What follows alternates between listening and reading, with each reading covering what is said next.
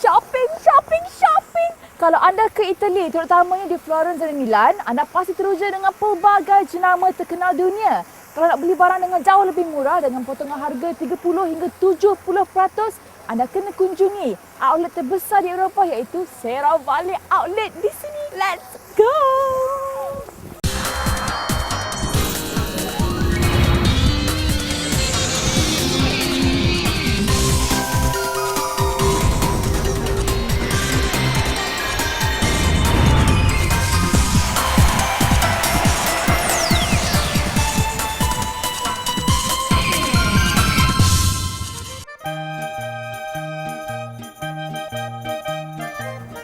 Buongiorno penonton Nona, istimewa Nona minggu ini 1 jam di Itali ataupun Italia. Apa dia? Farfosana? Farfosana tak dapat bersama kita pada minggu ini kerana komitmen tak dapat dielakkan. Tapi tak apa, pelbagai pengisian menarik 1 jam di Itali di mana perjalanan kami dibawakan khas oleh Best Tour and Travel. Lupa percaya, anda pasti teruja sepanjang 1 jam siaran Nona pada minggu ini. When you see it, you believe it. Jadi kena tunggu sampai hujung rancangan. Tapi apa kata sebelum tu kita jalan-jalan dulu melihat keindahan kota pilihan di Italia.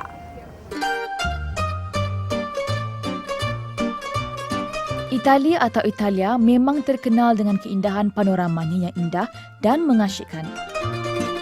Pengalaman ke ibu kota fashion dunia, Itali, sememangnya dinantikan. Istimewanya minggu ini, kru Nona bersama beberapa media tempatan berkunjung ke Itali atas tajaan Best Tour and Travel Sdn Bhd. Best Tour dah lama buat package untuk Muslim ke Eropah. Dan salah satu yang terkenal adalah package jalan-jalan yang ada 5 negara di Europe dan berakhir di London. Makanan halal bukan satu masalah sekarang sebab saya dah jumpa restoran halal di bandar-bandar yang besar. So kali ini kali pertamalah kita bawa rombongan yang ada media. I harap dengan explore oleh dia orang Itali ataupun Europe ni umat Muslim boleh melawati. Nova kini berada di kota fashion terkenal dunia iaitu di Milan atau lebih dikenali sebagai Milano dalam bahasa Itali. Bandar kedua di Itali ini menempatkan pelbagai jenama-jenama mewah seperti Gucci, Prada, Armani, Ferragamo dan banyak lagi. Berada dekat sini memang rambang mata. Apa taknya berada di Milan ataupun dikenali sebagai syurga fashion dunia ni menempatkan pelbagai jenama mewah yang jauh lebih murah berbanding dengan Malaysia dan mempunyai reka-reka yang terkini. Tengok kat sini ada Luisa Paganoli, Leo Pizza, Gucci, Saint George. Semua nama-nama ni tak pernah dengar pun tapi semua cantik-cantik. Milan adalah bandaraya kedua terbesar di Itali, bermaksud hamparan dalam bahasa Latin. Ia mendapat julukan sebagai ibu kota fashion dunia sebaris dengan Paris, New York dan Tokyo. Sesuai dengan gelaran ibu kota fashion yang menempatkan jenama mewah dunia, warga Milan sentiasa trendy dan bergaya walaupun hanya berjalan kaki dan berbasikal. Bila berkunjung ke Milan, antara tempat yang perlu anda kunjungi adalah Duomo Cathedral.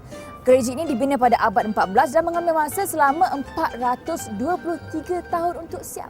Cantik kan? Menjadi lambang kota Milan, Duomo Cathedral adalah gereja gotik yang dibina hasil gabungan idea dan kreativiti pengukir dari Itali, Perancis dan Jerman. Ia adalah gereja yang ketiga terbesar di dunia, memiliki bentuk yang sangat artistik, masih berdiri kukuh hingga kini. Kota Verona sudah lama terkenal dengan kisah percintaan antara Romeo dan Juliet. Kerana kisah ini, Verona menjadi kota keempat paling banyak dikunjungi pengunjung di Itali. Anjung Juliet yang menempatkan patung Juliet menjadi tumpuan pelancong untuk bergambar. Tambah romantis, kunjungan ke kota Verona bersama pasangan sambil mengingati kisah percintaan Romeo dan Juliet. Sekarang ini luar berada di persekitaran rumah Juliet yang terletak di Verona. Pastinya kisah cinta Romeo dan Juliet yang ditulis oleh William Shakespeare menjadikan Verona antara lokasi pilihan pelancong apabila tiba di Itali. Dan sekarang ni patung Juliet di depan sana, semua tengah ambil gambar patung Juliet katanya untuk dapat jodoh.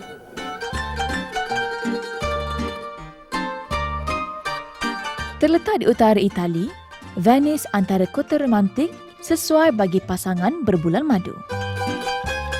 Venice terdiri daripada 117 buah kepulauan kecil yang menjadikan tarikan pelancong dari merata dunia.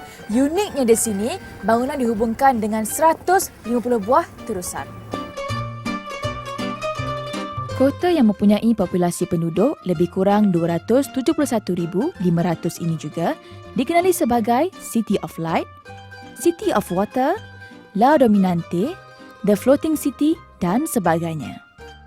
Keindahan kota ini menjadikan ia sangat unik serta tempat tumpuan pelancong serata dunia. Suasana kota Venice yang dikelilingi air dan seni bina yang menarik serta keindahan lagun disulami suasana romantisnya menjadikan kota Venice ini impian jutaan manusia untuk memijakkan kaki di kota ini.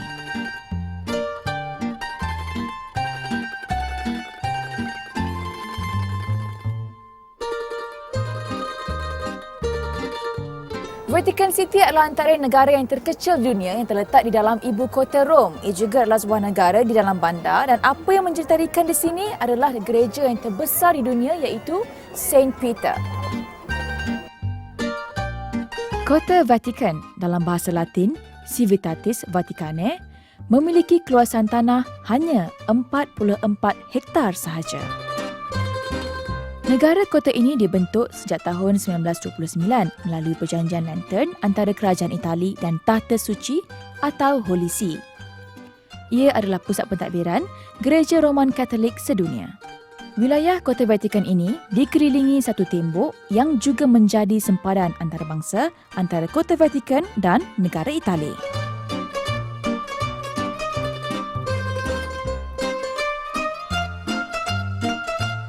Colosseum atau nama asalnya Flavia Amphitheatre merupakan monumen bersejarah yang menjadi salah satu daripada 7 keajaiban dunia. Jika dahulu, ia terkenal sebagai tempat pertarungan gladiator. Digelar sebagai ikon tersohor, Colosseum terdiri daripada bangunan terbuka separa bulat, berpentas dan mempunyai tempat duduk yang digunakan sebagai tempat pertunjukan di zaman Rom kuno. Colosseum antara lokasi yang mesti dilawati apabila berkesempatan mengunjungi Rom.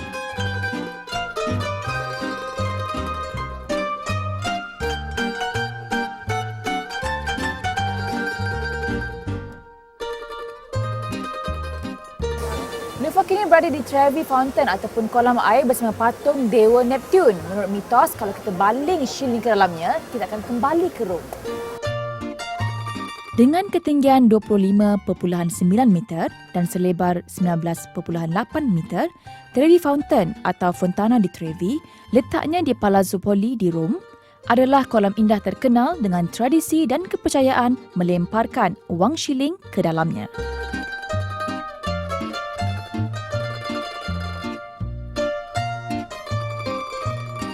Menara Condong Pisa atau Menara Tisa adalah menara loceng di gereja besar di bandar Pisa, Itali. Menara ini condong ke arah tenggara sejurus selepas pembinaannya pada tahun 1173. Menara Pisa atau dalam bahasa Itali, Torre di Pisa, mempunyai ketinggian 55.86 meter dari permukaan tanah terendah dan 56.70 meter dari permukaan tanah tertinggi, memiliki 294 anak tangga. Keunikan Menara Pisa mendorong meningkatnya pendapatan ekonomi kerana Menara Pisa sentiasa dikunjungi pelancong serata dunia.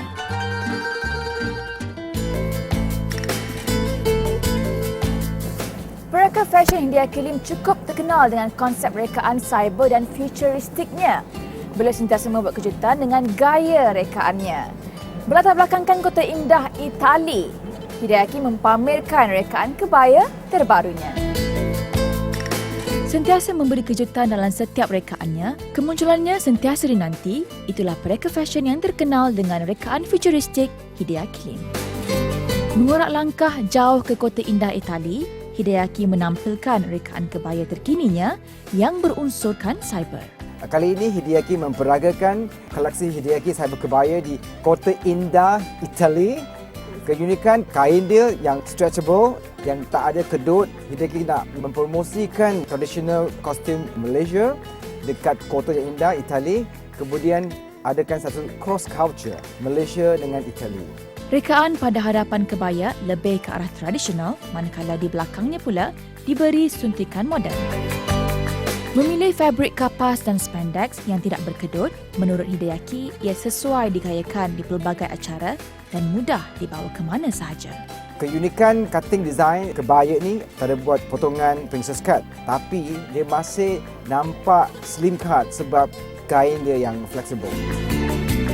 Rona terang dan ceria sentiasa menjadi variasi setiap sentuhan kreatifnya. Dari segi color memang terang, dengan little bit of itu touch diamond, lebih menarik lah. Walaupun tampak ringkas, namun tetap mempersonakan. Gaya yang ditonjolkan menyerlahkan penampilan si pemakai supaya tampil lebih langsing. Satu koleksi ada motif. Motif dia memang motif moden lah. So dengan ini dia digabung dengan kebaya ataupun kostum tradisional. Dia nampak lebih menarik, lebih anggun, kemudian lebih moden. Sebagai rakyat Malaysia, Hideaki memang rasa bangga sangat, berterima kasih kepada Dastur untuk sponsor Hideaki dekat sini untuk memperagakan koleksi yang meaningful, yang bermakna di kota yang indah di Itali. Penggunaan fabrik spandex dalam koleksi ini memudahkan ia digayakan sama ada musim panas dan sejuk. Rekaan kebaya tradisional ini bukan sahaja boleh digayakan di majlis keraian, ia juga boleh digayakan ke majlis makan malam. Apa yang pasti, kebaya tidak lapuk di telan zaman, tetap manis dipandang walau ke mana sahaja.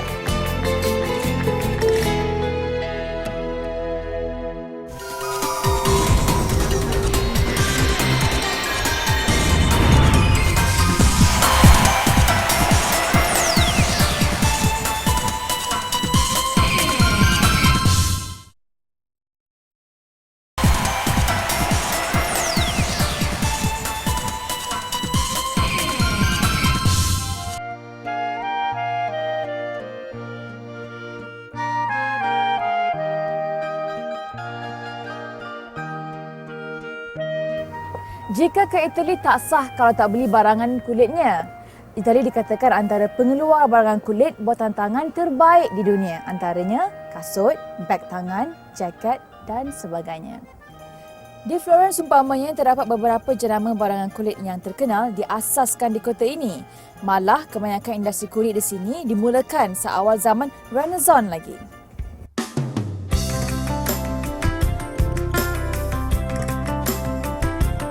Kota Florence yang juga diberi julukan sebagai Cradle of the Renaissance dianggap sebagai kota pelopor kebangkitan seni dan budaya Itali. Selain kaya dengan monumen bersejarah dan kota karyawan seni terkenal pada zaman Renaissance seperti Leonardo da Vinci dan Michelangelo. Selain kota budaya, Florence juga terkenal sebagai kota barangan kulit terutama di sekitar Santa Croce. Pelbagai kedai barangan kulit di kiri kanan Piazza Santa Croce yang menawarkan harga yang amat berpatutan. Namun, dalam kepelbagaian barangan kulit yang ditawarkan di sini, terdapat satu-satunya tempat pembuatan barangan kulit yang terletak di dalam kota Florence dan cukup bersejarah, iaitu Scuola del Cuoio atau School of Leather. Scuola del Cuoio diasaskan selepas Perang Dunia Kedua bertujuan untuk memberikan latihan kepada anak-anak yatim yang kehilangan ibu bapa ketika peperangan untuk meneruskan kehidupan mereka. Diasaskan oleh dua keluarga yang mahir dalam pertukangan tangan, Gori dan Cassini, pelajar di Scuola del Cuoio diajar mengenali pelbagai jenis kulit, cara pembuatan dan memotong kulit untuk dijadikan pelbagai barangan kulit.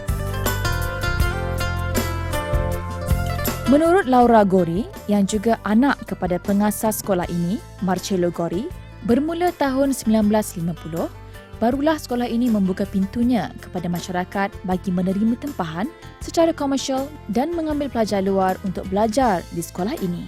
I So see. since 1950, there are two parallel activities. One is the school on the ground floor, which is now international, and one is the workshop on the ground floor and up here. And so the two parallel activities, because obviously what the students make is never for sale. I buy inexpensive leather for them to waste. So when they make something, they own what they make and they have enough leather for their projects. Setiap barangan kulit yang dihasilkan mengambil masa 1 hingga 2 bulan untuk disiapkan bergantung kepada rumitnya rekaan dan kebanyakan rekaan diilhamkan oleh anggota keluarga Gori sendiri.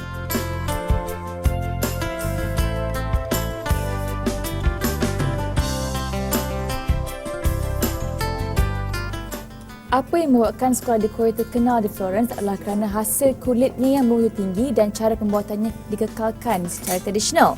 Hingga kini ia kekal sebagai pusat pembuatan kulit yang terbesar di kota Florence. Selain kualiti, apa yang membezakan hasil barangan kulit di sini adalah perhubungan di antara pelanggan yang lebih dekat kerana mereka turut menerima tempahan secara individu dan setiap rekaan adalah eksklusif.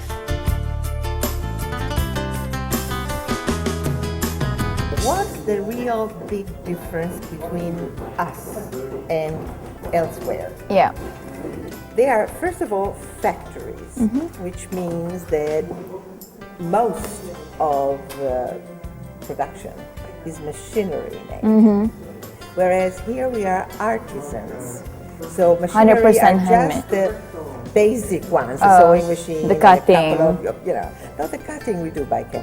okay. Only the strips for weaving And piping. the small little details we cut by machinery. But the major rest. bag, the major parts, Right, we cut by hand. Which means that although we use extremely expensive leather, cutting by hand, you can really try to use the maximum of the whole skin. There's no really wasting.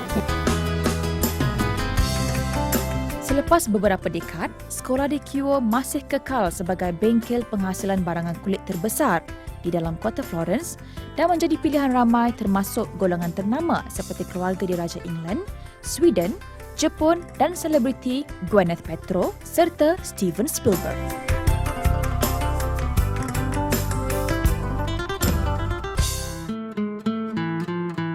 Berbeza pula dengan aspirasi Piero Tucci, kilang pembuatan kulit yang diasaskan pada tahun 1972 yang terletak di pinggir bandar Florence. Setiap penghasilan barangan kulit di sini adalah untuk pasaran komersial dan dihasilkan dalam kuantiti yang banyak. There are 4 or 5 important steps to make a full bag. The first one is the selection of the height. We get the height of the animal, we look the types of the skin if it has no imperfection. After that, there is the first work, which is one of the important one, which is the cutting of the leather, of the pattern. We use the pattern of the leather bag, sometimes we use different way, or hand or by machine. This depends on the quantity. After all the pattern are being cut, we have a few work we have to prepare. And depends on the kind of the leather bag, because leather bag, for example, we call made in Costola, that has the 2 parts, put together, stitch and color it. This is a bit more faster. Untuk proses seterusnya adalah mewarnakan kulit dan semuanya dilakukan menggunakan tangan. Setiap satu diwarnakan dengan teliti dan diulangi beberapa kali sehingga serata. Kemudian, ia dikeringkan dan warnanya akan kekal. The workmanship, leather bags and wallets is very similar, but of course there is a different trade, and also there is a different handwork because the wallets has a small compartment, all small part. Sometimes we have difficult to make when is a new model, and there is some new work on the leather, like a hand stitching or particular handle. Sometimes we need even more time to make a full bag. Jika dahulu, kilang ini menghasilkan barangan kulit untuk beberapa jenama terkenal seperti Dunhill, Bali, Kulhan dan Hugo Boss, namun semenjak awal 1990-an, ia memperkenalkan jenama sendiri yang menggunakan nama sama Bertolucci. Setiap kulit yang digunakan dipastikan hanya yang terbaik dan bermutu. The leather, okay, we buy directly from Italian tannery, all in Italy. In Tuscany, Santa Croce, the biggest producer in Italy of cowhide and calfskin. They are tannery. This leather, the most is come from Italy, and the 30-40%, and the rest from Europe. It's all animals that grow and breed in the farm. Walaupun Itali menawarkan pelbagai barangan kulit yang menjadi pilihan pelancong serata dunia, namun sebagai pengguna, kita perlu bijak menilai sama ada ia bermutu tinggi atau sebaliknya selain asli atau palsu. What makes the different, the better leather is the tanning. Second things, what they use to make smooth the leather, softer the leather. Another important thing is also the kind, the origin of the animal. If the first time the quality of the animal skin is not good, can come a good quality leather. So one important thing is also how is the condition and the age of the animal. Because younger animal, nicer and softer and smooth. Older animal, thick and more imperfection. And also, what type of the height? Because there are the belly, the butt and the shoulder. Usually the shoulder and the butt, they are the nicer part of the cowhide. How you can recognize, there is not a trick. Today there is a plastic imitation of leather, which looks like leather, but it's not.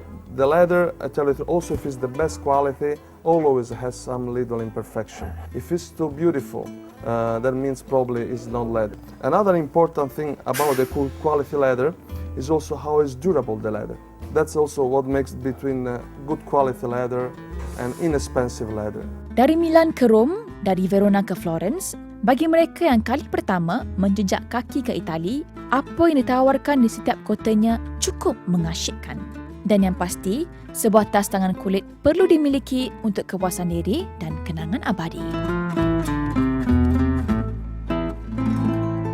Dream come true. Kalau datang sini tak sah kalau tak naik. So, kena cuba kalau datang Itali, okey?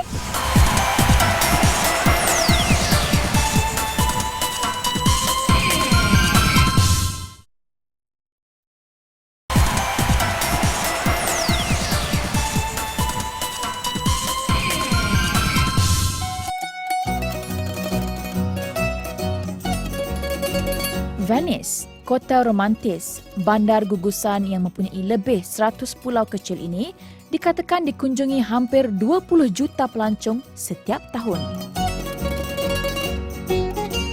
Laluan di Venice adalah ribuan lorong kecil di celah bangunan lama yang dibina lebih 500 tahun dahulu. Gondola adalah pengangkutan air terpenting di kota Venice. Singgah di kota Venice, tak sah kalau tak menaiki gondola, pengangkutan air paling terkenal di dunia. Menelusuri terusan sambil menikmati keindahan kota Venice menjadikan impian satu kenyataan. Berpeluang menaiki gondola di kota Venice memang cukup memujakan. Laluan gondola yang dikelilingi dengan bangunan antik yang menghubungkan bangunan lama di persisiran sungai ini mempunyai keunikan tersendiri.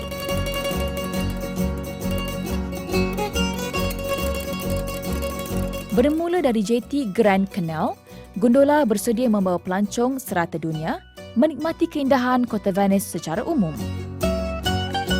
Untuk meneroka seluruh Venice, anda perlulah mengambil masa sekurang-kurangnya 2 atau 3 hari kerana beratus terusan besar dan kecil perlu dilalui. Kenangan menaiki gondola di Venice memahatkan memori indah yang tidak mungkin akan dilupakan buat selamanya.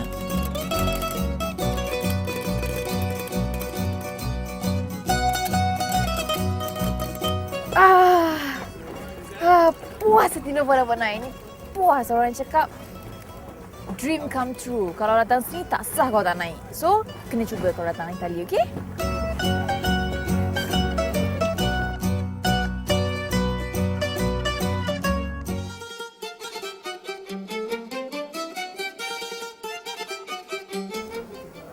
Tak jauh dari kota Venice terletaknya Pulau Murano yang terkenal dengan pembuatan tiupan kaca atau glass blowing.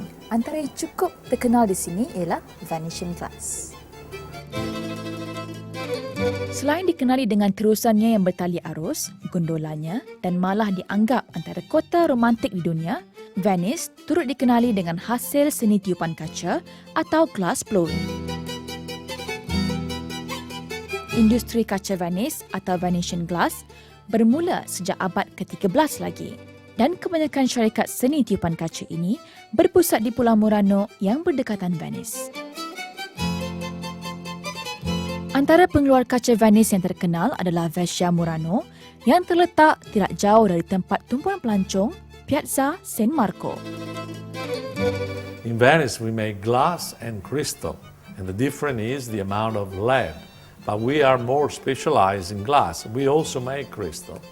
But where you can express the great level of art is with glass, not so much the crystal, because the crystal is a process that is more like a geometrical design, and it's more or less all the same. For instance, drinking glass is, if you say, what is the typical Venetian glass? I'd say, drinking glass, there are 10,000, 20,000 different shapes. And the same thing is for the chandeliers, the mirrors, the modern sculpture in the last 100 years. Setiap hasil seni kaca Venice sungguh berseni. Dihasilkan mereka yang kreatif dan berpengalaman, proses melebur hingga membentuk atau mengukir kaca hingga siap untuk dijual, semuanya dilakukan di sini. Dengan kepanasan suhu api yang mencecah sehingga 1400 darjah Celsius, itu suhu yang mampu meleburkan bahan logam, peniup kaca perlu pantas dan spontan kerana dalam tempoh seminit, kaca yang dikeluarkan dari tanur akan mengeras. The secret of Venetian glass is made not by one firm who does it all, but there are little tiny families that contribute to make such a variety.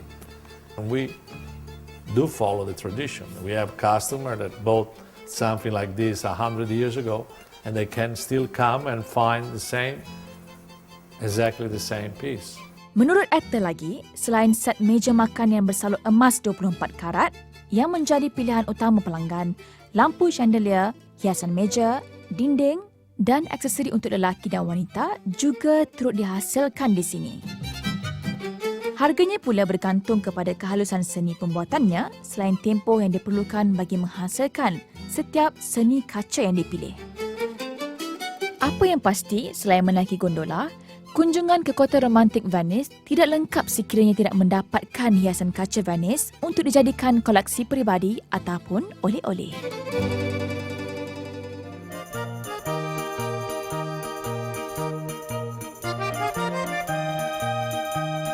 Shopping! Kalau anda ke Itali, terutamanya di Florence dan Milan, anda pasti teruja dengan pelbagai jenama terkenal dunia. Kalau nak beli barang dengan jauh lebih murah dengan potongan harga 30 hingga 70%, anda kena kunjungi outlet terbesar di Eropah iaitu Serravalle Outlet di sini. Lepas tak sabar dah nak shopping, let's go!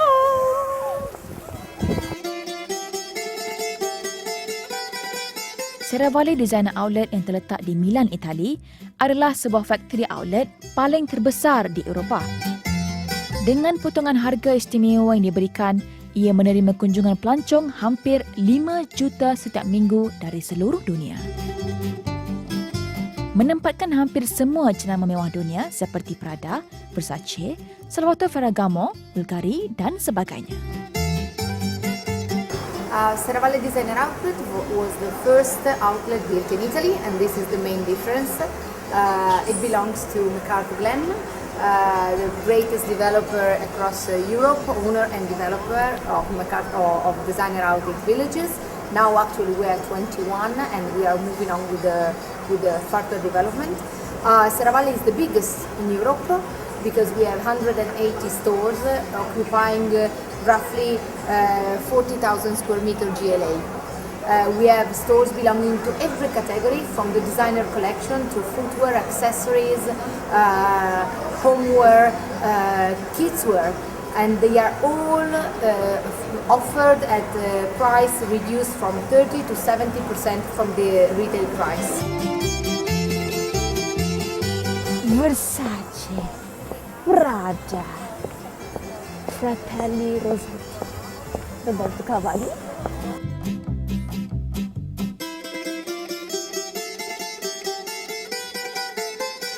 Okay. My God, cantik kasut-kasut dia. Kita tengok harga this one. Harga original price €300. Outlet price €180 je.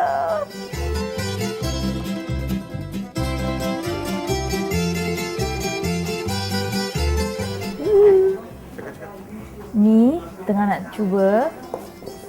Okey. Kita jalan keluar sikit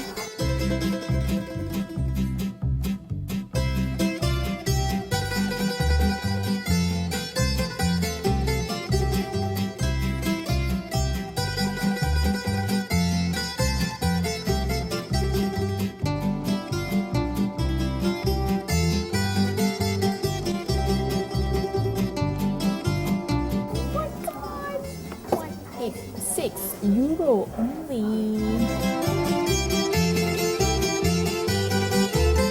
Dibuka setiap hari, selain dapat membeli belah barangan berjenama dengan harga berpatutan tetapi berkualiti, kemudahan terkini yang disediakan di Sierra Valley Designer Outlet menggamit pelanggan agar selesa membeli belah di situ. Tepuk dada, tanyalah selera. Penggemar barangan berjenama yang inginkan harga berpatutan, jangan lupa ke Sierra Valley Designer Outlet, Milan, Itali.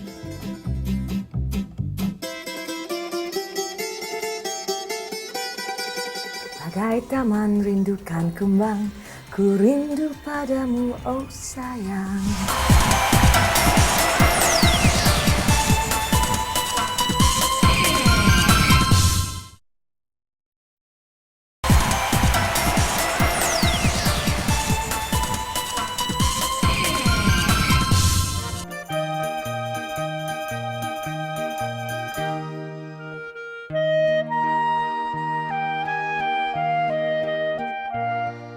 Bila kau senyum, ku gembira.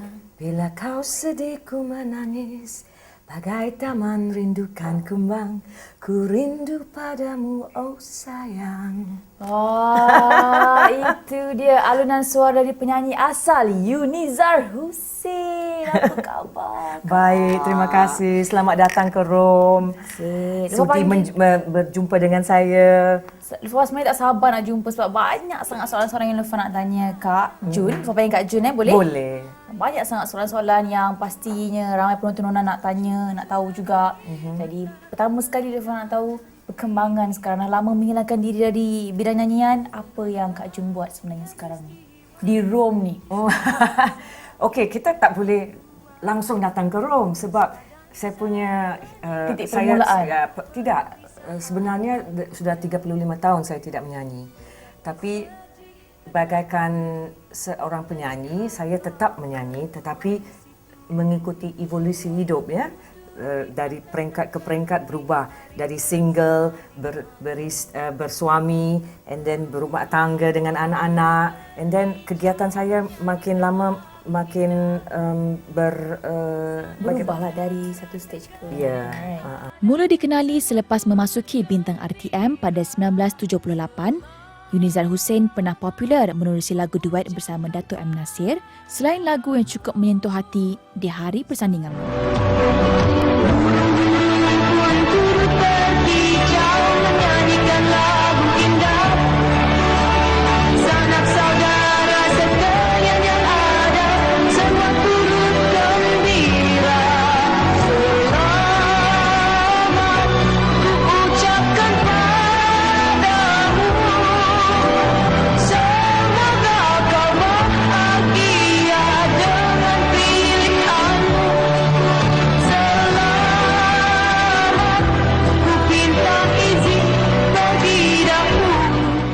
Anak bongsu kepada Allahyarham Datuk Muhammad Hussein Enas, seorang pelukis handalan yang mendapat gelaran pelukis diraja, Yunizar atau lebih mesra dipanggil Jun, menyepi dari dunia seni tanah air sejak 1982 selepas melahirkan 4 buah album.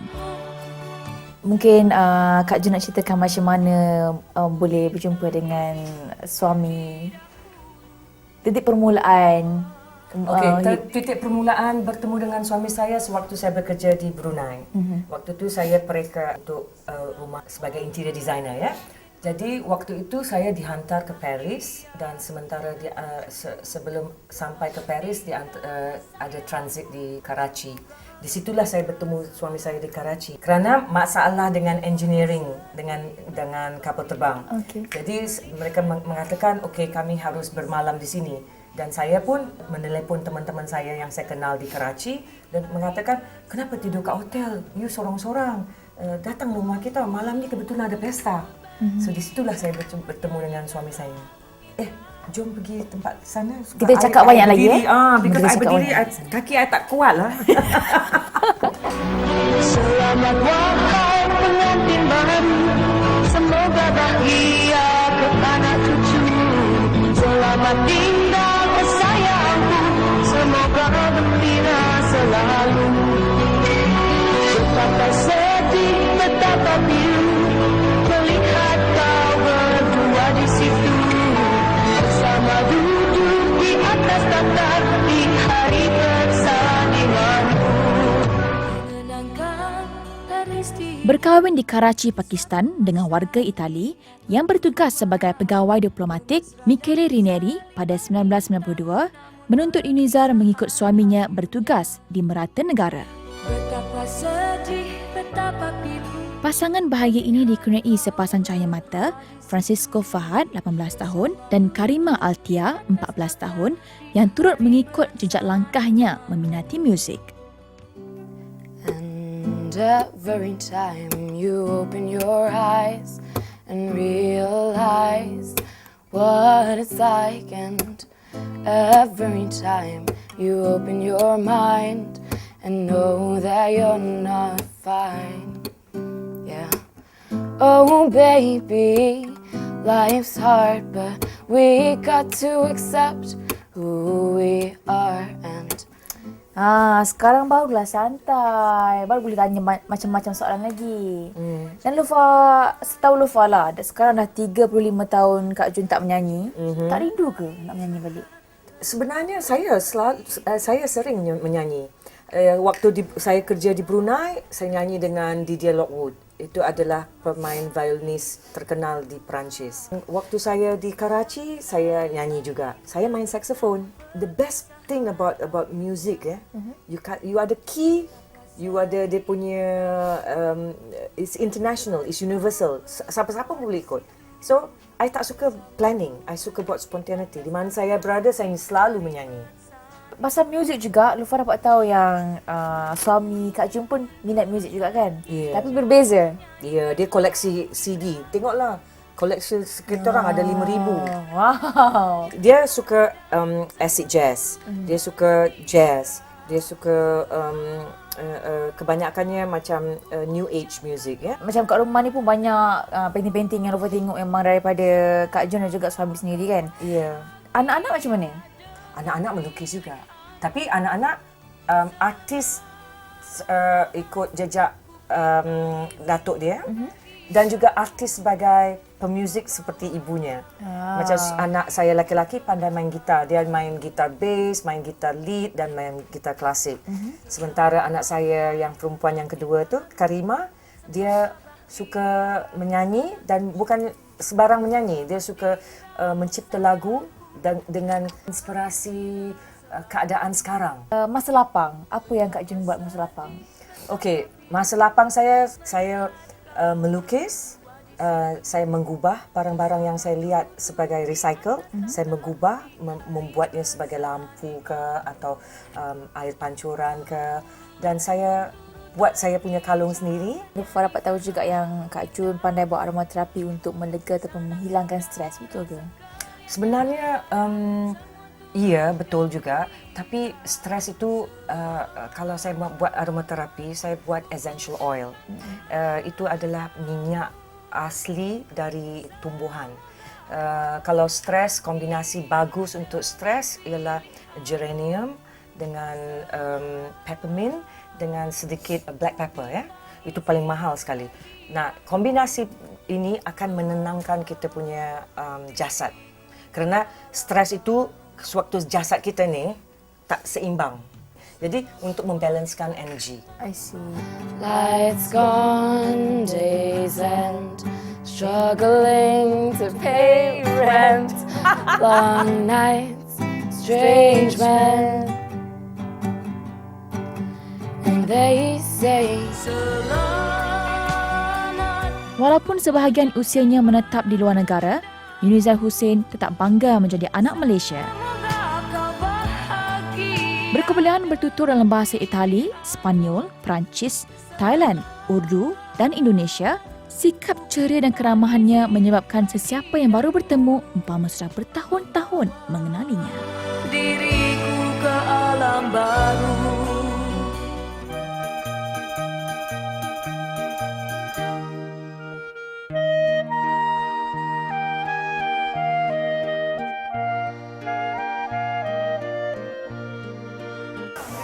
Terima kasih kepada anda yang menonton Nona. Terima kasih kepada Best Tour and Travel kerana bawa kami ke sini.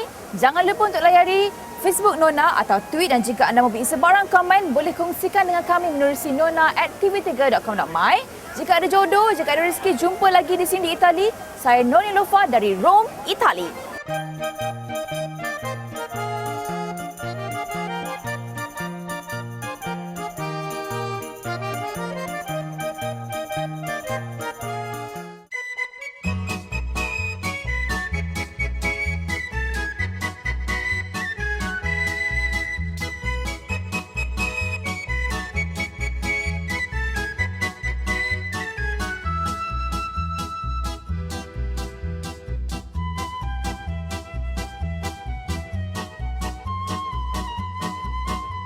The best thing about music, you ada key, siapa-siapa boleh ikut.